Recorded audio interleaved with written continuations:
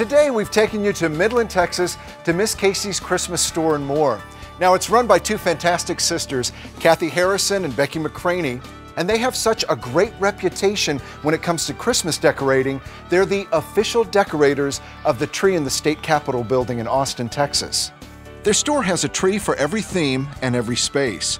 Like the Merry Multi-Tree, it's upside down to fit in narrow spaces. Or the tree made of large wreaths linked together by chains. This is a Western-themed tree called Home on the Range, complete with an outhouse. And a tree even a bachelor can handle by himself. What is the first thing you teach people? We want them to pick out ribbon. That's the first jumping off point for them in planning the rest of their tree around. We're gonna have a diamond pattern, and the reason we have a pattern is to make it simple for the person at home when they get home to decorate. We start at the top of the tree with two back to back. Then we're gonna put one on that side of the tree, and you're gonna place yours on this side of the tree, and that's gonna be the side of the diamond. So by having this diamond pattern, we have a space here right now that's gonna be our next element. Okay, now we're finished with the bows. So Kathy, you've got the next element, and we've already started that.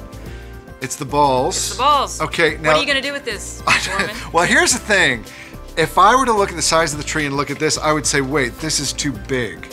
Why do you feel it's not too big? It's not. It's all about layering. This is giving you a background for future ornaments as you come out. It's kind of like it's going in the diamond pattern. It's our next biggest thing that's going to go on the tree. So we've created a space with the diamond pattern to get our balls on. Okay. So then you graduate down to a little bit smaller size. You keep creating spaces for the next items to go.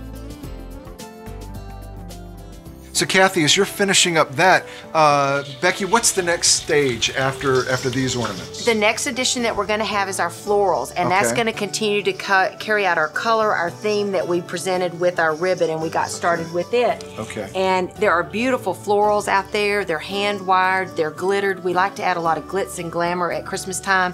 Makes it different than your regular home decor, and you've really added an extra element. And again, once the balls and the bows are placed on there, you have some more empty spaces. So in all of those places where we have on the tree that are empty, we're going to go back in and add our beautiful poinsettia pick. We've got all the floral on it now, but you've added a second step to it. What have you done?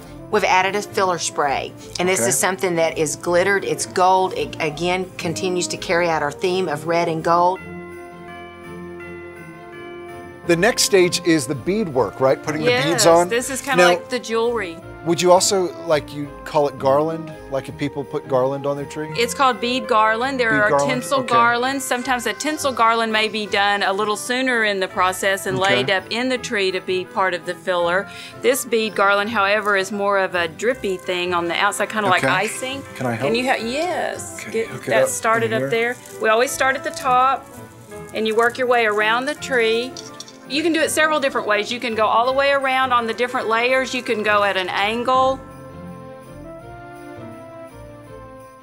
How do you select the theme ornaments for the tree? Well, again, back to our ribbon, red and gold. We chose a music theme, doing a drum, musical instruments. You know, a lot of people think about music and Christmas carols at Christmas time, so it's a great theme to carry out the red and gold. What about those special ornaments? What do you suggest people do with those, like baby's first Christmas and first ornament as a couple, that kind of thing? Well, we want those definitely put on the tree, and those are the ones you get out of the box with your kids and your family members, and you relive when we got that ornament. Maybe a vacation ornament, maybe one like this that's I love to dance, and I think about my daughter loving to dance and the dance classes and recitals that she do.